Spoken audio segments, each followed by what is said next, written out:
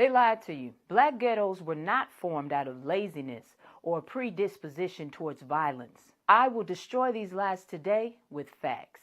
The development of black ghettos in the U.S. cannot be traced to a single event, but rather to a combination of policies, practices, and historical circumstances that systematically marginalize black people. Here are some key factors that contributed to the creation of black ghettos in America. Factor number 1, slavery and its legacy. Slavery, which existed in the United States for over 2 centuries, played a foundational role in shaping racial inequality. African people were forcibly brought to the U.S. and treated as property, which laid the groundwork for systemic racism. After slavery was abolished in 1865, former enslaved black people were left with few economic resources, little education, and no land. Factor number 2, the role of slave codes and post-slavery segregation. Slave codes were laws that defined the status of enslaved people and limited their rights. These laws criminalized resistance to slavery, banned literacy and education for enslaved people, and restricted movement. After the emancipation, these codes evolved into the Black Codes. From 1865 to 1866, after the Civil War, Southern states passed Black Codes and sought to control the newly freed African American population. These laws restricted black people's mobility, labor, and rights to own property. Black people were often forced into labor contracts under exploitative conditions that closely resembled slavery, and they were often denied equal legal protection. Here are some examples of the Black Codes. Labor contracts. Black people were required to sign annual labor contracts with white landowners and employers. If they left their employment before the contract expired, they could be arrested or fined. Vagrancy laws. These laws made it illegal for African Americans to be unemployed or homeless. If a black person was found without a job, they could be arrested and forced into labor through convict leasing. Apprenticeship laws. Black children could be apprenticed to white employers or families, often without the consent of their parents, leading to forced labor and a continuation of a system akin to what? Slavery. Restrictions on property ownership. Many black codes prohibited African Americans from owning or leasing land in certain areas, preventing them from becoming economically independent. Curfews. In some states, black people were required to be off the streets by a certain hour, effectively limiting their freedom of movement. Public accommodation laws. Black people were often segregated from whites in public spaces like schools, restaurants, and transportation. Factor number 3, the New Deal in the 1930s. During the New Deal era, the federal government implemented various programs to help people suffering from the Great Depression. However, these programs often discriminated against black people. For example, the Federal Housing Administration, created in 1934 to insure mortgages, refused to insure loans for black families or those buying homes in predominantly black neighborhoods. This worsened housing segregation as black Americans were denied the opportunity to buy homes in more affluent white neighborhoods, reinforcing the development of ghettos. Through the 1930s to the 1960s and beyond, the Federal Home Loan Bank Board, through its Homeowners Loan Corporation, drew maps to guide bank investments. These maps ranked neighborhoods based on their desirability for investment, and predominantly black neighborhoods were rated as hazardous or high risk, colored in red on the maps. This practice became known as redlining. As a result, black people were systematically denied access to mortgages, loans, and housing in better neighborhoods, which kept them confined to poorer areas. Factor number, after World War II, as federal policies like the GI Bill subsidized home ownership for white Americans, many white families moved to suburban areas, leaving urban areas increasingly populated by black and other minority communities. This process was known as white flight, accompanied by the disinvestment in cities and a further concentration of poverty in urban black neighborhoods. Also, there were restrictive covenants. Real estate developers and homeowner associations in the cities across the country used restrictive covenants, written agreements that prohibited the sale of property to black people. This practice was widespread in the early 20th century. Black Americans, even after the Civil Rights Movement, faced systemic discrimination in employment, limiting their access to well-paying jobs and economic mobility. Employers would often hire Black workers only for low-wage, low-skill jobs, perpetuating cycles of poverty. Prime example, in the 1970s and 80s, as industrial jobs left cities in post-Vietnam War period, many predominantly Black neighborhoods faced severe economic decline. Factories closed, and the service economy did not create sufficient opportunities for working-class Black families. This economic shift led to higher unemployment, a decline in property values, and an increase in poverty rates within Black communities, exacerbating ghetto conditions. Welfare programs were stigmatized, and particularly in post-1960s era, often seen as creating a dependency culture. Even though white Americans received more welfare benefits overall, and still do to this day. Crack cocaine epidemic and the war on drugs in the 1980s.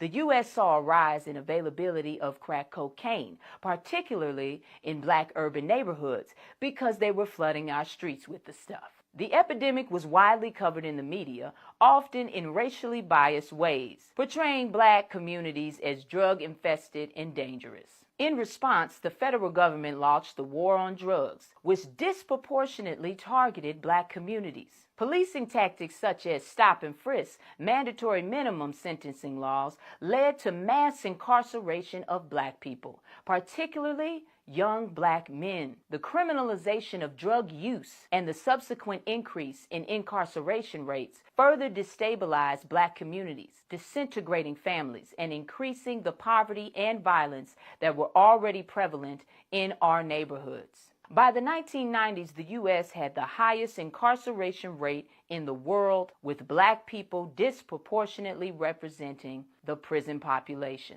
The policies surrounding 3 strikes laws and mandatory minimum sentences, especially for drug-related offenses, disproportionately affected Black men and contributed to the further destabilization of Black communities. The explosion in incarceration rates has been described as part of a prison industrial complex where private prisons and the prison labor system exploit incarcerated individuals. In conclusion, these historic examples spanning from slavery and the Black codes to the war on drugs and mass incarceration demonstrate how systemic racism has shaped and maintained the ghettos that Black communities are often regulated to in the U.S. The racial segregation, housing discrimination, and criminalization of Black people created a vicious cycle that kept Black people isolated in poor urban neighborhoods, often marked by poverty, violence, and inadequate resources. These ghettos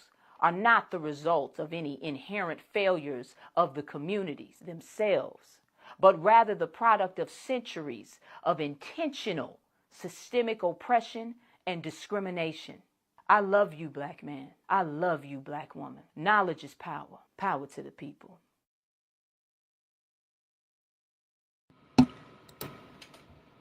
Honor and respect, honor and respect, honor and respect. Divine all blessed greetings and salutations. It is another edition of Revolutionary Hoodoo, New Orleans Voodoo Secrets and Recipes. Voodoo Hoodoo 101.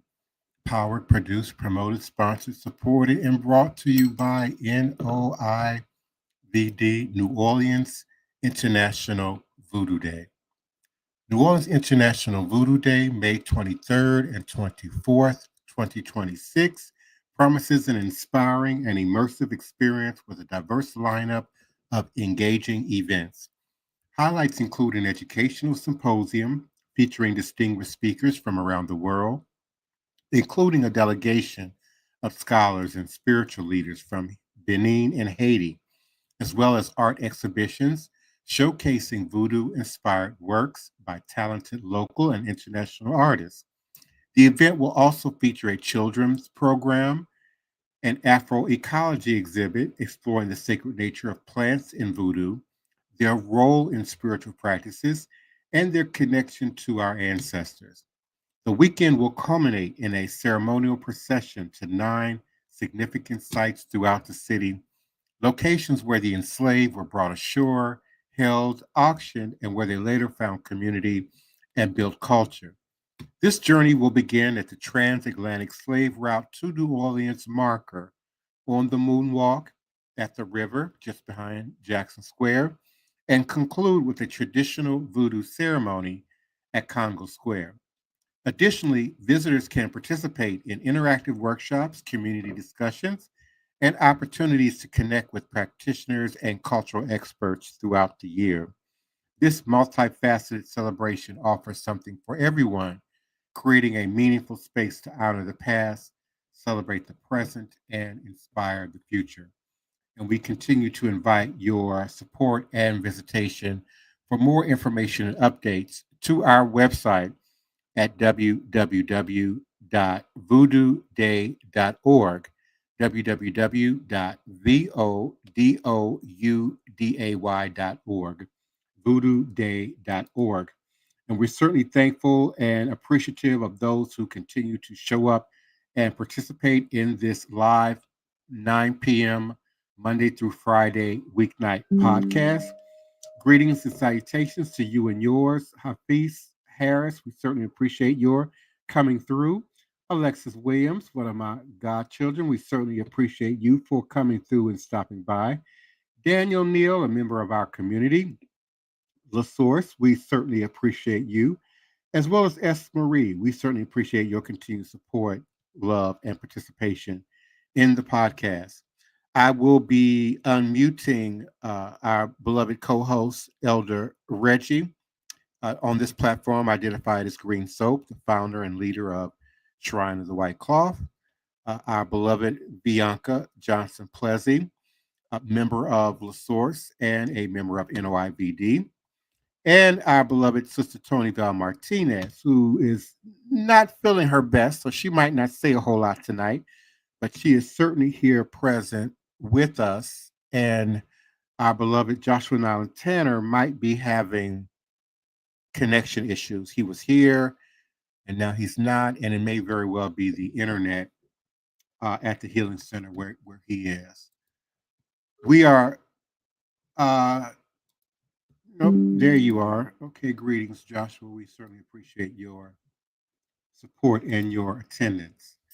Picking up where we left off on last night's episode, there is no central hierarchy within voodoo, and many parts of the worship vary from region to region.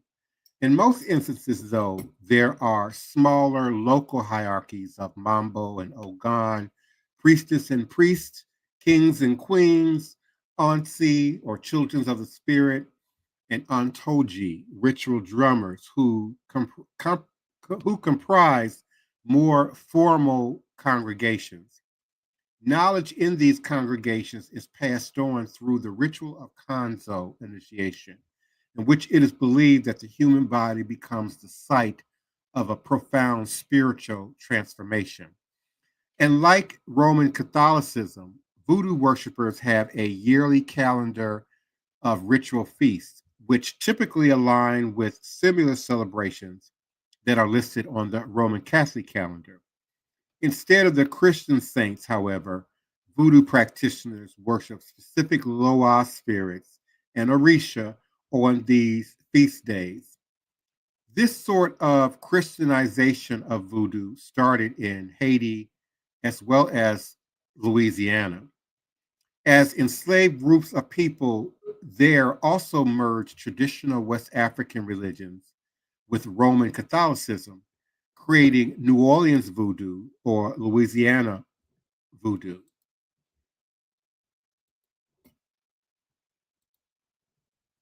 The history of slavery is intrinsically linked to how voodoo developed. As a tragic as it is, it cannot be understated how big of a role enslavement played in voodoo's evolution. In French established Saint Domingue, voodoo first began to develop in present day Haiti. In the modern day United States, further development of voodoo later occurred in a French controlled territory of Louisiana. Amidst the slave trade, conditions for enslaved people were horrifically cruel as they were forced to work morning until night.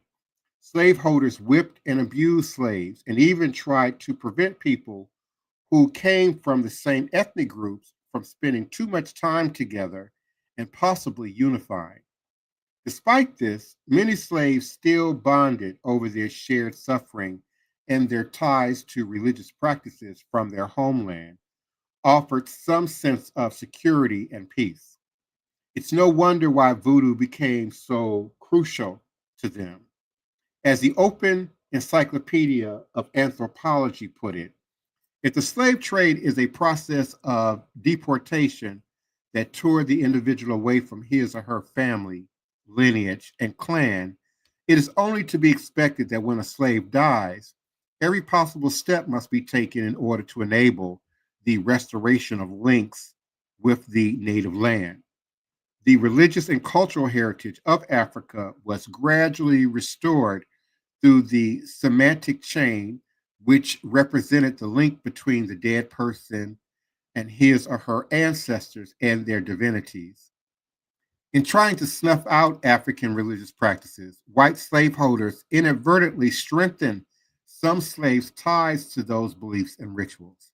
As such, those ties never truly went away, and this turbulent period in time contributed greatly to the voodoo, VODOU, or voodoo with four O's of today.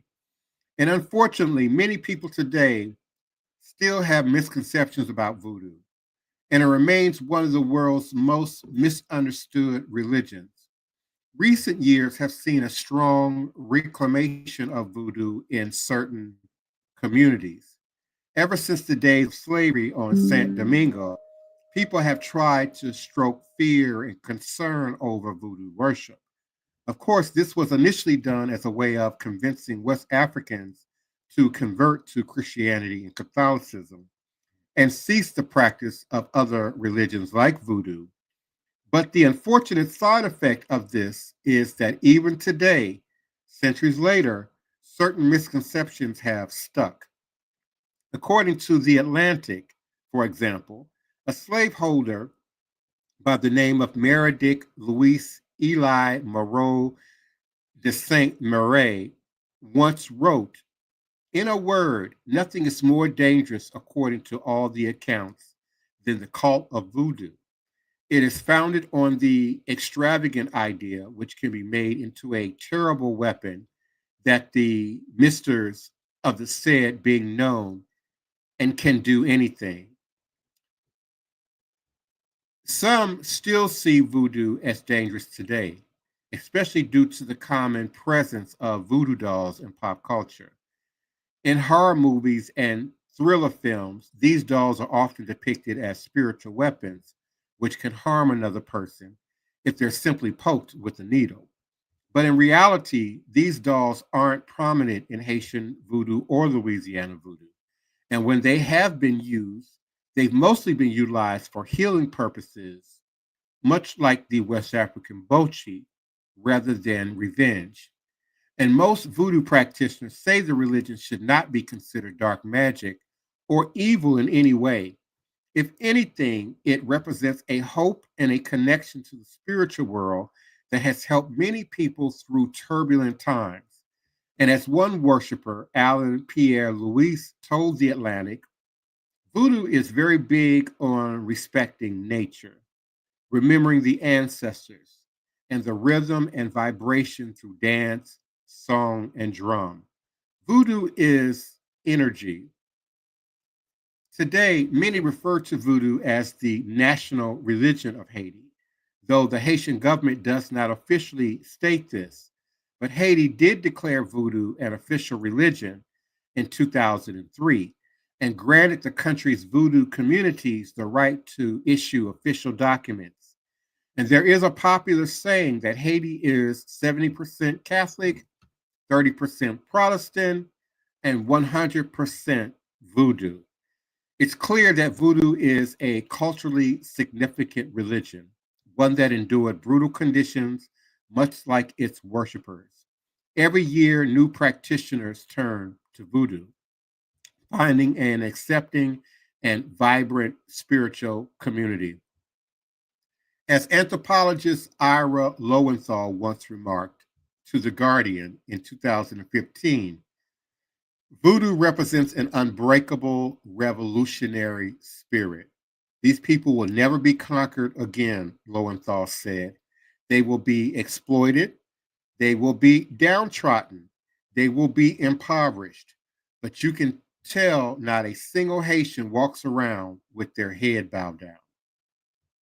And after learning about voodoo, certainly we invite you to continue your study and your research about the prominent local figures like Marie Laveau, Dr. John, and the like, as well as locations specific in the city to our spirit practice, beginning at and to include Congo Square. And as I now unmute my beloved co-host, Sister Bianca Johnson Plessy, Elder Reggie, known here as Green Soap, leader of Shrine of the White Cloth, Brother Joshua Nylan Tanner, and if she at some point decides to unmute her mic, our beloved Sister Toni Martinez. Please unmute your mics and come on in. Greetings and salutations. Good evening to everyone out there tonight. It's good evening. There are Good some evening, things Sister that I do Bianca. have some questions. Oh, this is for you, Brother Reggie. I have a question for you about this because I think that I was like, maybe he probably might know a little bit about this. So when we talk about different culture, it's like voodoo, from like African, Hades, and like Santeria in the Yoruba tribe. There are some things that I was kind of maybe misunderstanding on. So when I look at certain altars, they have like different statues. You know how you have like statues of Ogun, like a lot of different statues that represent the lowest. But then also in certain parts of Africa or in Centurion and stuff, they don't have statues. A lot of them have like urns, like the vessels or the urns or potteries, and a lot of them have like a lot of different color sheets, like beautiful color fabric that covers certain different things in just bunch of vases. So do the vases and the urns represent those different loas that's like in the place of those statues? Okay. Thanks for that question, Sister Bianca. Blessings, everyone. Divine Prince, always a great show.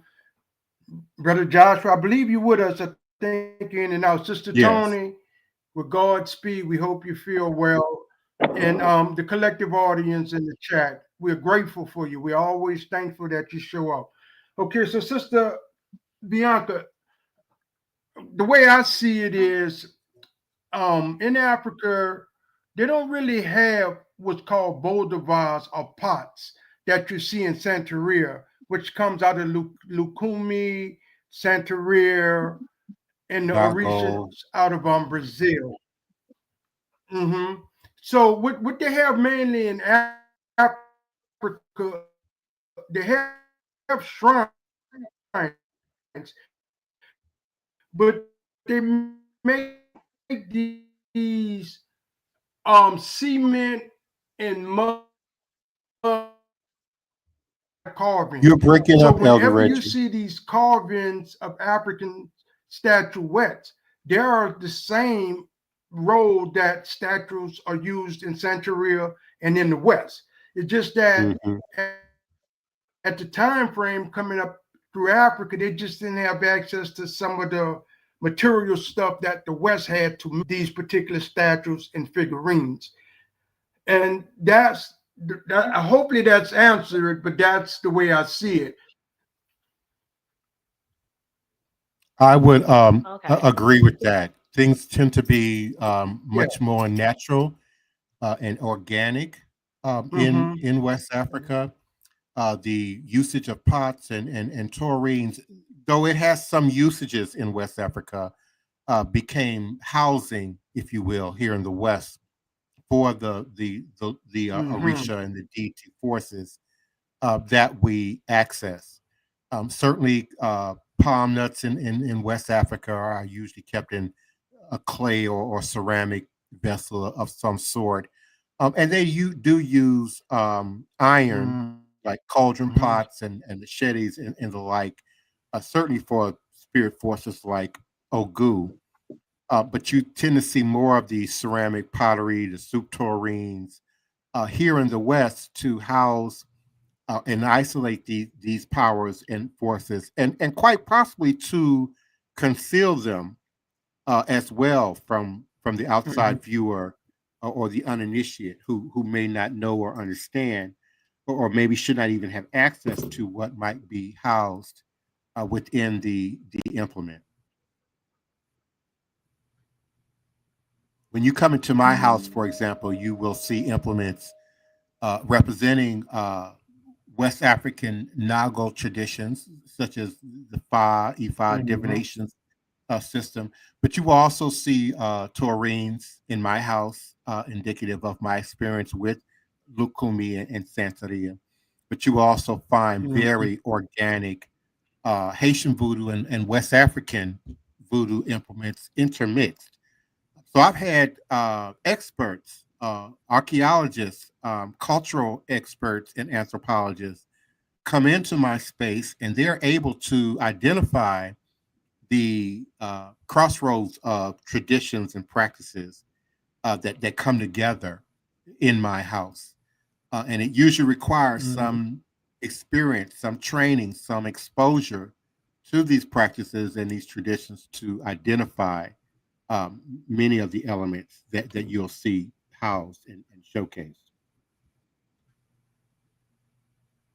Yeah, that's good to know because when I go in certain stores or see certain altars, they do have like the statues if you for Yemayai or Oshun and Oya. And sometimes I just be wondering, I'm saying, so I wonder how they create like I wonder who came up with the image to say that these are exactly who they look like. And when I do see the ones with the vases and the urn, like you said, the clay pottery, for some reason I feel like I connect to more of that because that's more like a natural earth substance, and I can understand the background of that versus the statue figurines, because I still be trying to figure out, did someone had a vision of this could possibly be what they look like, or is this just supposed to be in the place of what it would have normally been before they start making statues of figurines? Well, I would And you're like to add to speaking. that. It's called. Go ahead. Go ahead, Brian. Reggie. No, go ahead. Yeah, just sacred. It's called sacred. It's called syncretism. Keep in mind, the slaves had deities, gods, and entities, but they didn't have nothing symbolic to represent that. And especially in Louisiana, with the French and Catholicism, they had statues already present. So basically, what they did, they syncretized it. They took let's say Saint Barbara, and say that's Ogu, or they took I can't really name the saints. I don't know them like that. But anyway, they took saints and some of the attributes of the saints, and they just applied their deities to it, so they could be. And that system just lived throughout the centuries until we still employ it today. And as the enslaved were freed later on and they were able to access statues and figurines and prayer cards from the Catholic Church, they would use those to represent, like they said, it appears to be that almost every saint in Catholicism just so happens to have the attributes of one of the gods Mm-hmm. of Africa. It's like they stole it and just painted it white because they do Mm-hmm. the same thing. And they use those statuettes that they could get from the churches, and they were appearing all over. And on the plantation, oftentimes slaves found earthly things to represent, the lower, Mm-hmm.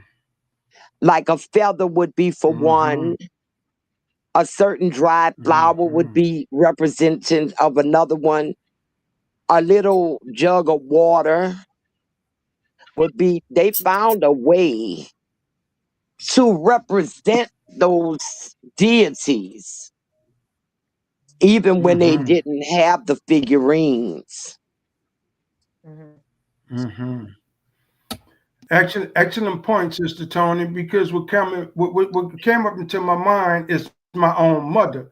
Even though my mother was part of the spiritual church, she was a devotee to Saint Expedite, and Saint Expedite was kind of an unknown saint in the Catholic pantheon. But in New Orleans, in particular, for some reason, they revered that particular saint to get things done, and it wind up being immersed in what we call hoodoo. But Saint Expedite, you give him the different food offerings, and he was bringing actual things back to people in a quick, fast way. And others in the community start learning and passing that on to each other until now. Saint Expedite is part of the hoodoo pantheon, especially from the Louisiana area, and that happened just by people using it and getting results. But it was not Catholic.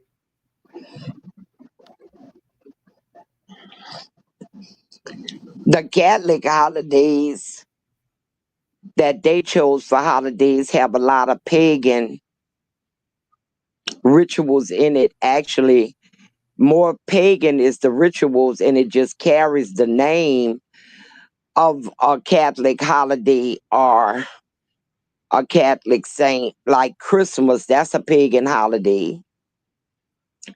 Easter is Mm-hmm. represented by pagan holiday. I mean, it's just Mm-hmm.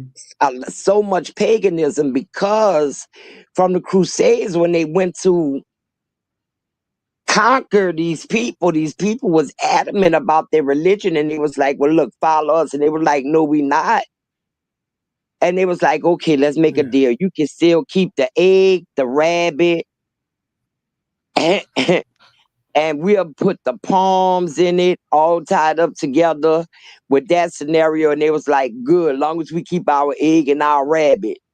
And then with Christmas, okay, we want the Yule log, we want the Christmas tree, we got to have holly because that's poison, mistletoe, poison, all they pagan stuff. And the Catholic Church just say, okay, long as you follow us, long as we get those numbers, y'all can keep that, ain't nobody gonna know.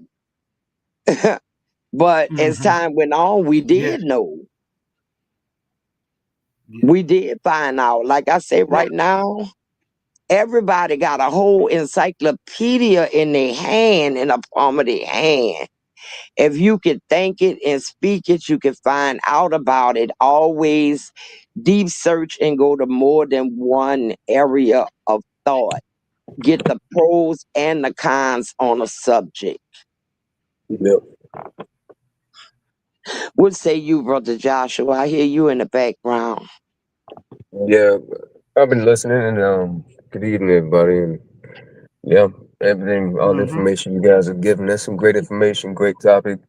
Um, yeah, the, and then that's the reason why I have so much for open mind when it comes to to voodoo and us as a people culturally. It's just we have so much information. We come from very intelligent and ancient people that had to survive oppression and suffrage, and still going through suffrage as we still live today. And it's not productive. It's very productive for us to look at multiple sources, It's very productive for us to not exclude one another's experiences and the things that we have to offer, because it comes from a rich source. Like our history is rich with a lot of pain, but it also has a lot of knowledge and information and intelligence of survival to get through these things. And we have that power, and we have to hold on to that. So continue. I'm loving the conversation. Like, And you're right. Everybody have their own experience. Nice point, Brother Josh. yeah. Everybody have their own experiences. Everybody don't Yeah, do but one everything thing I like exactly the same way. Go ahead, Elder Reggie. Elder yeah, Reggie. but what I want to say is Divine, he kind of read it. Yeah, can you hear me? When Divine Prince made mention of Bochua. Now, Bochua is a technique that is used by normally priests, Hugons, and people of that nature. They could take a plain statue. You could look at a statuette and it look like a regular statuette, but that statuette can actually be housing a spirit. And that spirit can be given commands to do certain things. But it takes someone with the technology to implement it within that statue. And that happens, that was happening a lot in the Caribbean island, like Cuba, Saint Domingue, which is Haiti, the Dominican, and some of the other areas. They not only just used the syncretism with Catholic saints, they imbued them with power also. And that is another very important aspect. Yes, it is. I always had the belief that spirits could be on inanimate objects. Similar, well, the most famous one I think to everybody is the Annabelle doll. I mean, she at one point was just a doll until somebody added a spirit to it. Mm-hmm. And one thing I like to do, because I love to go to the thrift store. I do. I love to, you can find a lot of stuff. I find a lot of Mm-hmm. African artifacts in a thrift store, if it's a big one. And whenever I bring stuff home, I have to spiritually clean it. Time I get home, if it's clothing for Mm-hmm. my grandkids or myself or a blanket or anything, I have to immediately go wash it and put my ammonia and stuff in my machine to cleanse it in case anything is on an inanimate object and any the other original owner's energy and spirit. I have to get rid of that. And some things I never Mm-hmm. would buy at a thrift store, and that's jewelry, especially rings. Rings, watches, and stuff. I Mm-hmm. never buy that from a thrift store. But when you get those items, you have to properly clean them with some Florida water. My go-to is always ammonia, cinnamon. Mm-hmm. So I mean, Yeah, yes, same it. here. Cause I go to antique, just like what you mentioned. I go to a lot of antique shopping myself. And just like what you were saying, that I have found like a lot of old oil lanterns, and like them brass mirrors, like those. I don't know if y'all ever remember, but do y'all remember when they had like the old sick car wooden cross? That has like that it flips upside down. It comes with like the bottle of holy water and the last sick call paper roll up paper and two candles in it. Like you can find a lot of those things like that, but like you said, that when you get those things, you cleanse them. And I do the same thing. I use the Florida water or the salt water or the ammonia and stuff to cleanse them too. And I know I have like an antique shelf that has like a lot of old vintage stuff that I had cleansed, because I don't know how long it went back or what's on those things and who house it came from and everything else. So Yes, yes. You always inanimate objects. Don't just say, "Well, I ain't got to worry about an inanimate objects." Yes, objects can be cursed. They can be cursed, and you know the favorite one That's for me, right. like I said, was the ring. Was the ring. Well, we've come to the end of the show. I want to turn it over to Elder Reggie for to close us out. Elder Reggie, Mm-hmm. Wow. What a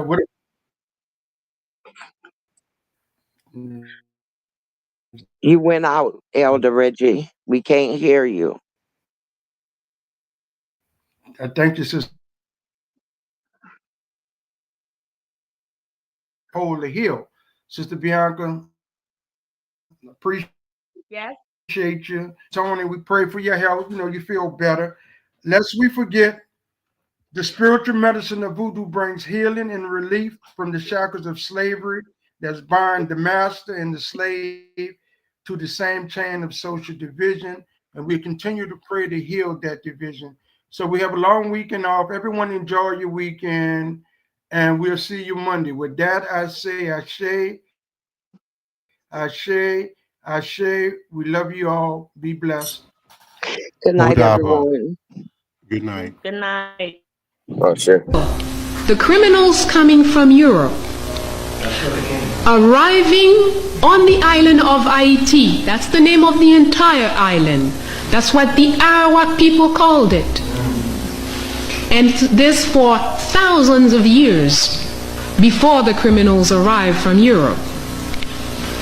And when they arrive, they find the people there. It is estimated there were between 2 and 3.5 million Arawaks on the island in 1492. 11 years later, it was estimated less than 100,000 people were living on this island. A little before this estimate, as they noticed that the people were just dropping off like flies, the Europeans went to Jamaica, collected a portion of the population there, brought them to Haiti to dig for gold for them. And that population disappeared too. They went to Puerto Rico and brought boatloads of Arawak and Tainos and Caribs. And that population disappeared too in Haiti. We are told this whole process is supposed to be a civilizing process. We are told the Arawaks were savages.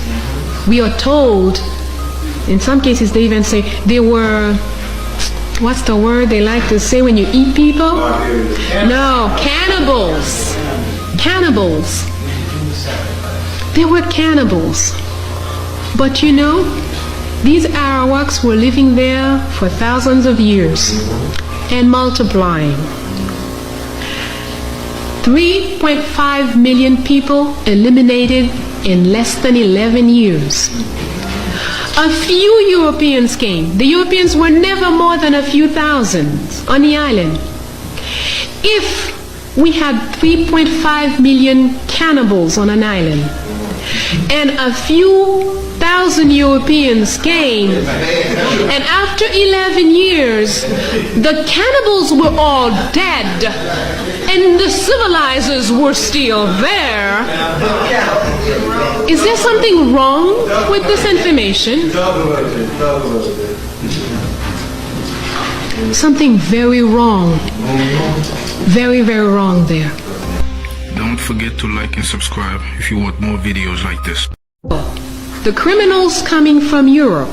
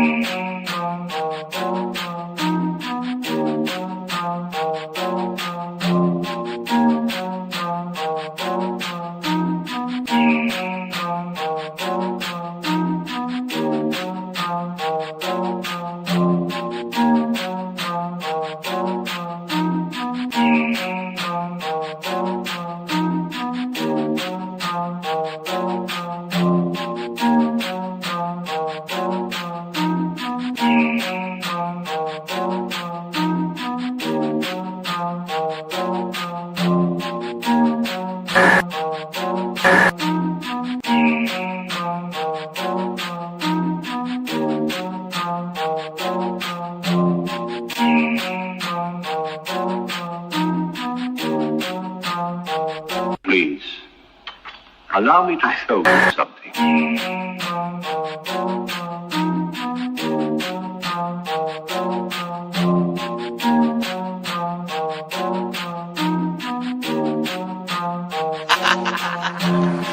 They say I'm crazy and that might be true. I got this white in my DNA, yeah, I'm coming for you. It's time we turn the tables, flip these motherfuckers on you. I wanna see you hanging from trees, it's time you pay for your dirt and your shit. You created the monster, you created the beast. Now all this savagery you just gon' reap. I'm coming home, daddy, to the plantation, and I'm taking the lives of everybody, including the children, on some Nat Turner. Oh, do you hear that sound? It's about to go down. Unleash the beast, we about to tear this motherfucker down. Do you hear that sound? It's about to go down. Unleash the beast, we about to tear this motherfucker down. I met my girl Harriet at the gate. If you wanna know how she doing, yeah, she's straight. But she had one question: when we gon' get up? All that talking tough, yeah, we don't walk it tough. She got it locked and loaded, got that piece up on her side. She looked me in my eyes and said, "Mitch, you ready to ride?" Moving forward, you gotta use both eyes. Watch your front and watch your back. Keep your hands up on your gas. Do you hear that sound? It's about to go down. Unleash the beast, we about to tear this motherfucker down. Do you hear that sound? It's about to go down. Unleash the beast, we about to tear this motherfucker down. He sit at the table, but he don't order no bacon. He greet me in those words, assalamu alaikum. Got them glasses on his face and them waves in his head. He go by the name of Detroit Westside. He looks me in my eye and says, "You only get one try. Know that your biggest opposition will come from the inside." I know you wanna love them all, but don't even try, because they'll smile up in your face while plotting your demise. Do you hear that sound? It's about to go down. Unleash the beast, we about to tear this motherfucker down. Do you hear that sound? It's about to go down. Unleash the beast, we about to tear this motherfucker down.